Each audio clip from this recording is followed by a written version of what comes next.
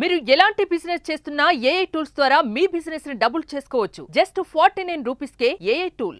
ఈ మధ్య ఒక 2-3 ఇయర్స్ నుంచి ఎక్కువ వినపడుతుంది సార్, మీడియాలో హల్చల్ అవుతుంది ఒకటే ఒక వార్త, అల్లు ఫ్యామిలీకి మెగా ఫ్యామిలీకి దూరం పెరిగిపోయింది అనే మాట. అది ఇస్ ఇట్ కరెక్ట్? ఇప్పుడు ఒక లాంగెస్ట్ ట్రావెల్ చేసినప్పుడు ఒక మనుషులకి మధ్యలో కొన్ని ఏదన్నా 1-2 మాటలు, ఇప్పుడు నాకు కళ్యాణ్ బాబు కూడా ఒకసారి తను అనుకుని నాకు యాక్సెప్ట్ చేయలేను, నేను చెప్పింది తనే, అలాంటి ఇయే తప్ప ఏదైనా 1-2 తప్ప యాజ్ ఎ ఫ్యామిలీగా అరవింద్ గారు కానీ అన్నయ్య కానీ అందరూ ఏదన్నా ఇంపార్టెంట్ విషయం కలిసే ఉంటాం, కలిసి డెసిషన్ తీసుకుంటాం. అవన్నీ బయట రూమర్స్, కలిసి ఉండలేదు అని. బట్ కుర్రోళ్ళందరూ కూడా బన్నీ కానీ చరణ్ కానీ వరుణ్ కానీ వీళ్ళందరూ కూడా కళ్యాణ్ బాబు గారు every one have that own identity and వాళ్ళ ఓన్ ట్రావెల్ ఉంటుంది కదా.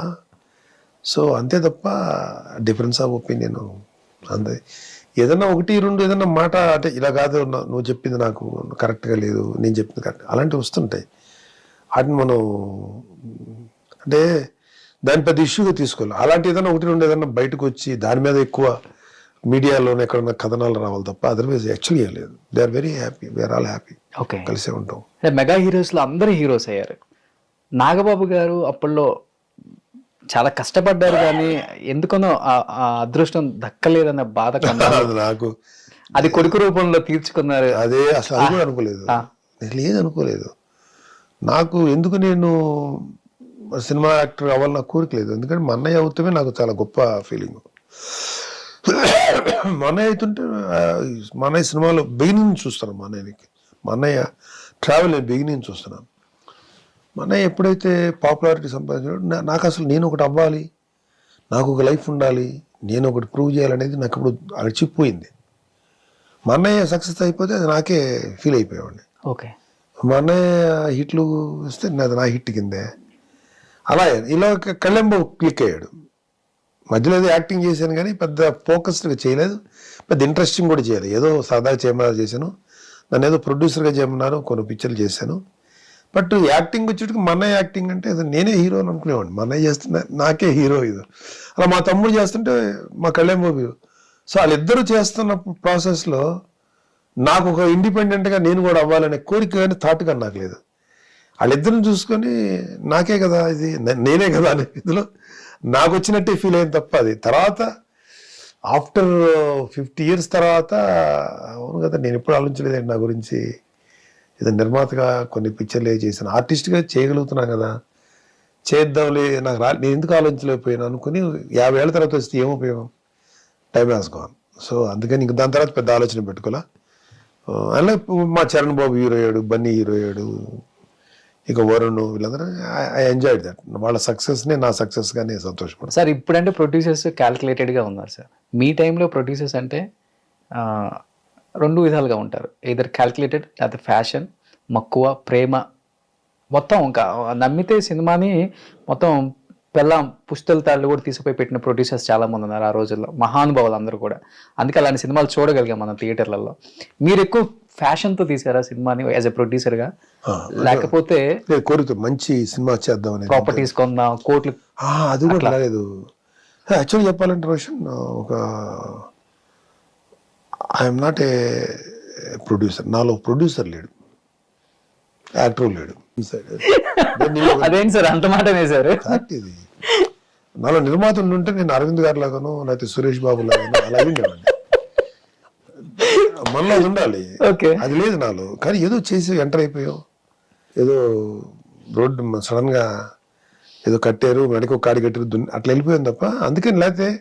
కాకపోతే ఆ చేసింది ఏదో ఒక మంచి సినిమా చేద్దామని ఆలోచనతో మాత్రం చేశాను. లైక్ ఫస్ట్ పిక్చర్ లోనే మంచి పేరు తెచ్చుకుందాం, ఒక రెగ్యులర్ కమర్షియల్ పిక్చర్ కాకుండా ఒక మంచి మీనింగ్ఫుల్ సినిమా చేద్దాం, అవార్డ్స్ సంపాదిద్దాం అని దీంతో చేసాం రుద్రవేణ. ఓకే, సక్సెస్ అయితే డబ్బులు కూడా వస్తాయి కదా అనే ఆలోచన, అదే కమర్షియల్ గా వస్తే హ్యాపీ కదా అందుకని ఆలోచించాను. ఇంకో సినిమా తీయచ్చు, ఇంకో సినిమా కమర్షియల్ గా అయితే డిజాస్టర్. బట్ అవార్డుల పరంగా అయితే నాకు చాలా మంచి అవార్డ్స్ వచ్చినాయి, 3 నేషనల్ అవార్డ్స్ వచ్చినాయి, స్టేట్ అవార్డ్స్ వచ్చినాయి. సో అవన్నీ నాకు తృప్తిగా కలిగించింది రుద్రవేణ. ఆ తర్వాత తీసిన కమర్షియల్ సినిమాలు లాస్ట్గా తీసింది చరణ్ తోటి ఆరెంజ్, దాంతో ఆపేశాను ఇంకా సినిమాలు. ఓకే. అంటే ఇంక మనకి సినిమాలు వద్దురా, మన వల్ల కాదు మన వల్ల కానీ కాదు ఇంక చాలు అని ఆపేసిన ఇంక ఆపేద్దాం సినిమాలన్నీ. ఏ సినిమా అనిపించింది? ఆరెంజ్. ఆరెంజ్తో. ఆరెంజ్కి ముందే అనుకున్నా ఇంకా ఆరెంజ్ తర్వాత సినిమాలు చేయకూడదు, ఇది చాలే, ఈ స్ట్రెస్ఫుల్ జాబ్, నేను అంత స్ట్రెస్ తీసుకోలేదు. అందుకే చెప్తున్నా కదా, I'm not a producer, there is no producer in me. అలా చెప్పి యాక్టర్గా సక్సెస్ అయ్యారంటే అక్కడే అదే అలా ఏదో అట్లా గాలివాటుగా చేసుకుంటూ వెళ్ళాము. సో హిందీలో ఒక సామెత ఉంది, నా గరక నా ఘాట్ కానీ రెంటికి చెడ్డ రేవడి.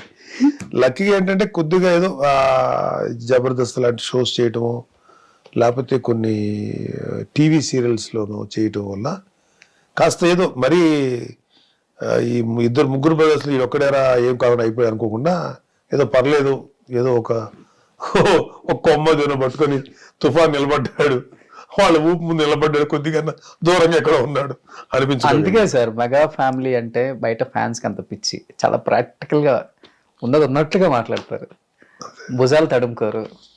తడుగుడా ఏముంటది, ఇది ఫ్యాక్ట్ కదా, దీనిలో దాచిపెట్టినా ఎస్ ఏ ఉపయోగం అట్లీస్ట్. బట్ అది నాకు, but I don't have any regrets, జీవితంలో ఏ రిగ్రెట్స్ లేవు. పిల్లలు వాళ్ళ జీవితాల్లో వాళ్ళు బాగా సరిదిద్దుకుంటున్నారు, వాళ్ళ లైఫ్ వాళ్ళు లీడ్ చేసుకుంటున్నారు. మా అన్నయ్య గారి పిల్లలు వెరీ హ్యాపీ, కళ్యాణ్ బాబు వాళ్ళ పిల్లలు అందరూ they are in good well off. అంటే వేల కోట్లు 100 కోట్లు రాయని కదా, వేల కోట్లు. ప్రొఫెషనల్ గాను లేకపోతే కెరీర్ పరంగా అందరూ కెరీర్ ఓరియంటెడ్గా ఉంటారు. సో ఆ విధంగా హ్యాపీగా ఉంటుంది.